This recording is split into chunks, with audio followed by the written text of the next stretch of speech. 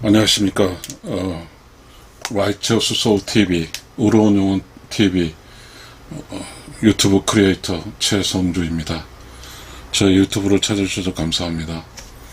저희 의로운 영혼 TV에서는 상식의 철학이라는 프로그램을 운영하고 있습니다. 오늘 상식의 철학에 대한 주제는 조선시대 십살인 거짓이라는 이야기를 하겠습니다. 사실은 조선시대의 시어머니와 며느리는 동지이고 한편이었습니다. 혼인을 해서 시댁에 가면 반드시 여자가 반드시 만나는 곳은, 여자들끼리 만나는 곳은 동서는 부엌이었습니다. 부엌에는 시집온 여자가 전에는 시어머니가 부엌 살림을 했고, 또 이제 시집 와서 며느리가 살림을 할 곳은 부엌이었습니다. 사실은 그렇지 않겠어요? 아주 새로운 환경에 시집을 와서 누구에 의지하겠어요? 같은 여자이고 또 같은 그런 경험을 했고, 그리고 시대의 성씨와 완전히 다른, 유일하게 다른 시어머니하고 며느리 사이겠죠. 그러면 막막한 며느리는 시어머니에 의지하면서 외국으로서 자리를 잡아갔겠죠. 이건 상식 아니겠어요? 근데 극단적으로 이야기하겠습니다. 조선시대 시집살이는 거짓이라는 말은 확률적으로 시집살 실패 확률 1%인데요. 이 시집살이 실패한 시집살이 여기서 만들어 놨겠죠. 근데 그 당시에서 여자들이 무슨 힘이 있다고 시집살이라는 말을 하겠어요? 이 시집살이는 조선시대 때 있는 게 아니라 후대에 작가가 만들어낸 말이에요. 한 가족에서 시집살이 이렇게 하겠죠. 작가가 그려낸 이야기 속이 어떤 단어겠죠. 자, 99% 다 시어머니 며느리 원팀이었죠. 농사 지는데 대부분의 조선시대 때 경제는 농사였으니까, 농업 경제였으니까, 이 경제 속에서 시집 가면 여자가 이렇게 며느리가 시댁에 가면 시아버지하고 있겠어요? 아니면 누구와 있겠어요? 반드시 당연히 시어머니랑 같이 있는 거죠. 시어머니랑. 시어머니가 악마예요? 그렇지 않거든요. 막연히 어쩌면 상상을 통해서 만들어냈겠죠. 물론 시어머니와 며느리 사이가 그렇게 좋지는 않겠죠. 그거는 이제 문제는 며느리들이 소극적이고 며느리들이 개인주의화 될 상황에서 시댁의 어떤 권위로부터 탈피하기 위해서 시집살이란 말이 나올 수 있겠죠. 시집살이. 그러나 조선시대 살림에서 본질적으로 여자가 살아갈 수 있는 가장 안전한 것은, 조선시대 여자가 가장 안전한 것은 뭐예요? 시어머니랑 며느리가 함께 사는 거예요. 가장 안전했죠. 누가 며느리를 지켜주겠어요? 어차피 시집을 가게 되면 아침밥을 해야 되죠. 대가족이니까. 그러면 그런 일을 할 때 누구한테 의지해야 되겠어요? 며느리가. 시어머니에게 의지하는 거예요. 어머니 어떻게 할 거예요? 어떻게 하죠? 어떻게 해서. 며느리는 당분간 물어보고 시어머니는 가르쳤겠죠. 물론 그 중에서 시어머니 입장에서 좀 속도적이죠. 조금 느리게 배우는 사람도 있겠죠. 그러나 그거는 며느리가 시댁에 가서 살아갈 수 있는 필요에 대한 교육을 며느리가 필요했기 때문에 받은 어떤 그런 것이지, 시어머니가 의도적으로 괴롭히거나 그러지는 있다고는 하지 않거든요. 이제 우리는 지금 남녀 평등이니 어떤 기존적으로 가족의 어떤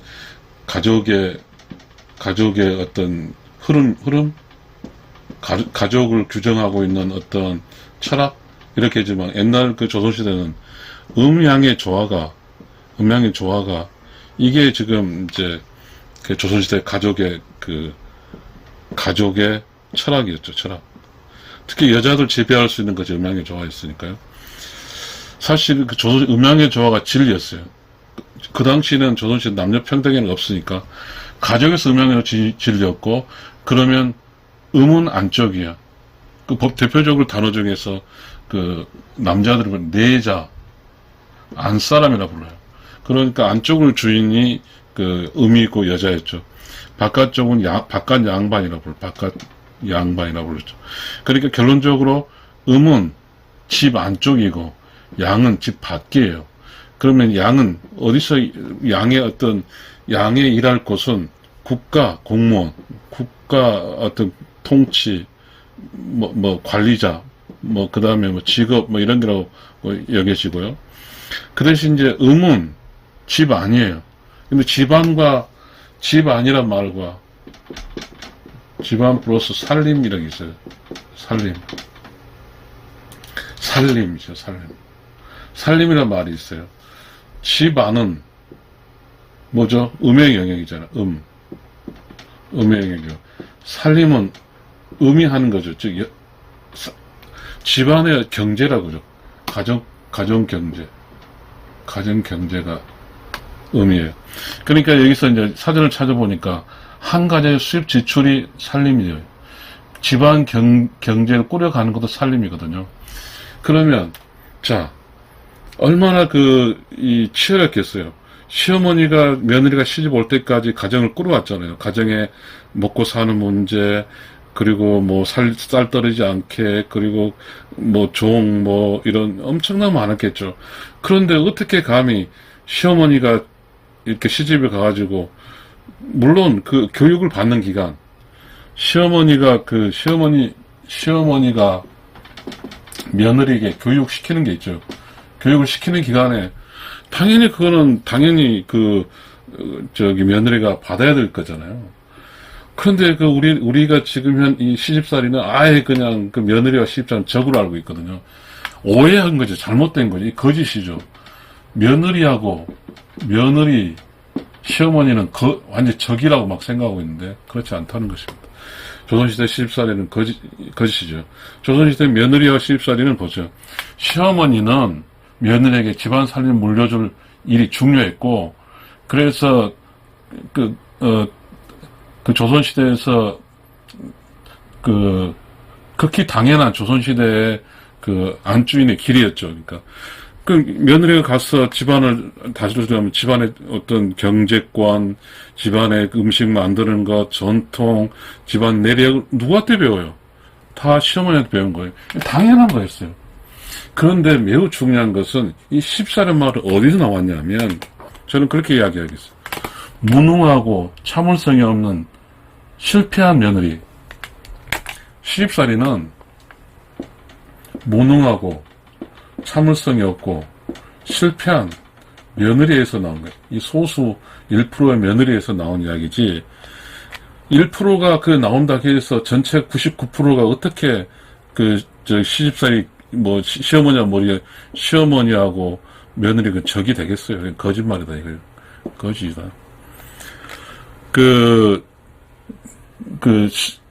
결론적으로 어찌됐든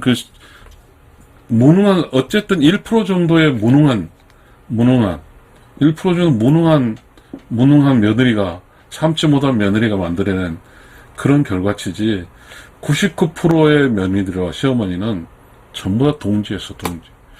동지 한 편이었단 말이에요. 그렇지 않겠어요? 세상에 다 예를 들어서 우리 아내가 한 100년 전이라고 보면, 저는 수성채 씨니까 청산 정씨가 수성채 씨가 왔는데 다 채씨인데 정씨 혼자잖아요. 얼마나 외로워요.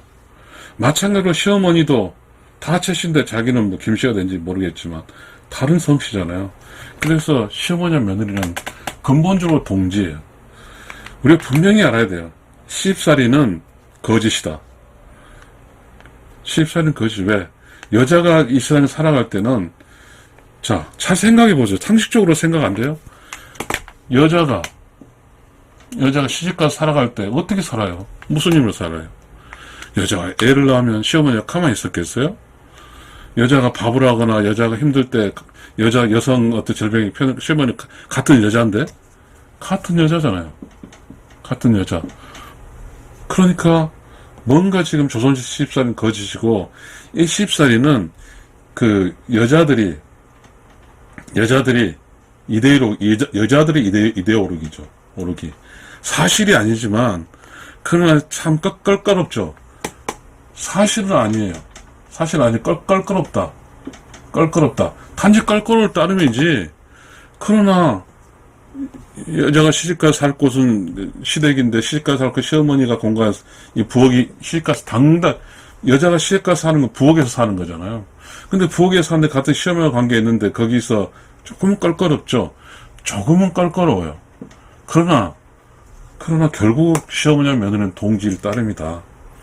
이렇게 해서 그 상식의 철학, 조선시대 시집살이는 거짓이라는 이야기를 해드렸습니다. 제 그 상식의 철학을 들어주셔서 감사합니다.